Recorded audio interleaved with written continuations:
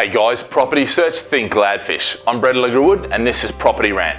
So today what we're going to cover is yield or growth. And I get this all the time from clients, and I get this all the time from salespeople that I speak to.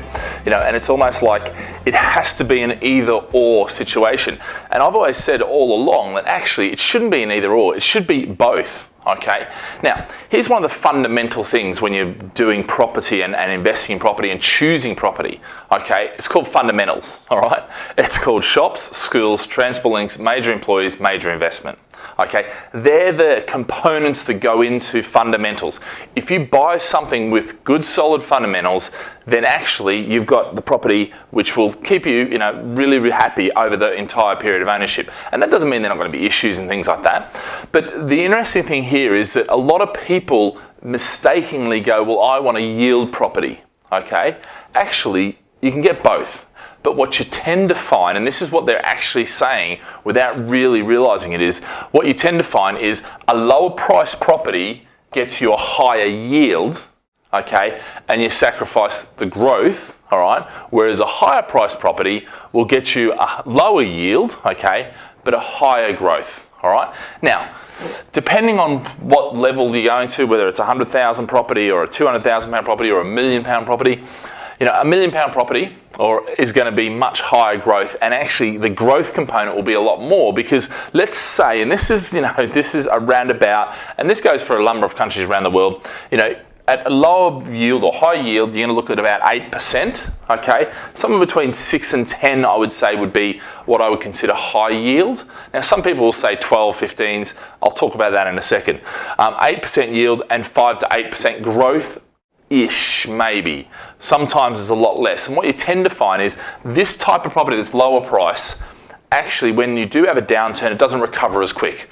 Whereas this stuff, which has a much better fundamentals, because it's more a higher price, actually recovers a lot quicker, and so you're getting this every single year, all right?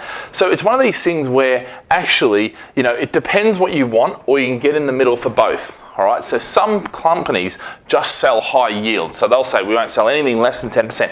But the other thing is, you've got to look at how they calculate yield, because a lot of times that is deceiving, okay? And it's a deception, because what they do is they say, this is the rent, and the rent is actually above what it really is going to be.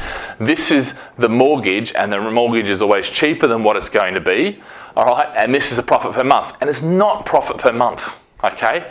You've got to add in management fees, you've got to add in void periods, you've got to add in all these costs along with keeping a property and holding it over the long term, because property is not necessarily a trading game. You're not getting in and out and in and out and in and out. Stamp duties and all those costs have to come into it. Yeah, so generally you're going to hold a property for a long period of time. I mean, I talk about 7 to 10 years. The reality is I probably hold mine a lot longer.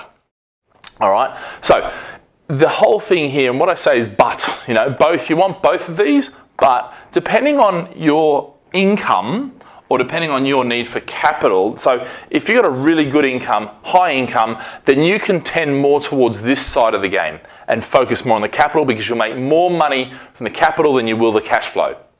But if you're limited income, okay, or you're just after an income, then you can focus more on this side, which is the high yield side. So this comes down to strategy, portfolio strategy, and it just depends on your individual circumstance. If you've got lots of debt, that's weighing you down from a cash flow perspective, then stick to the cash flow side, all right, or the high yield side.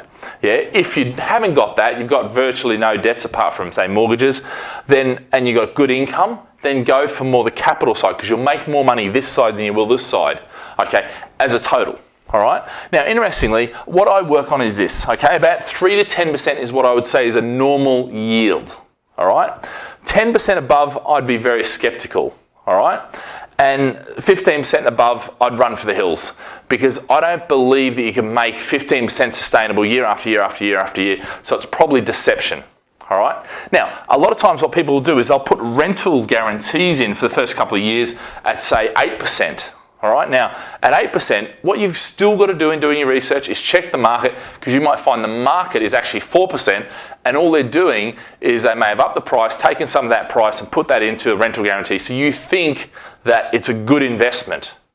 But remember, you'll probably be owning it for longer than the period of that rental guarantee. So that's just some things to think about, yield versus growth. You know, for me, I'm a growth person. I'm more focused on this end. That doesn't mean that I don't consider this, but we've got lots of clients that are this focused, not this focused. And we've got lots of clients, and we certainly educate them to consider both. And as they build their portfolio, you may find that you build a bit too much into the capital side, so you come across on the cash flow side, and vice versa. Okay, so that's where the portfolio strategy, and if you want to learn about that, then speak to one of the team and they can take you through all this strategy stuff, one of the portfolio managers. All right guys, have a great day, live with passion.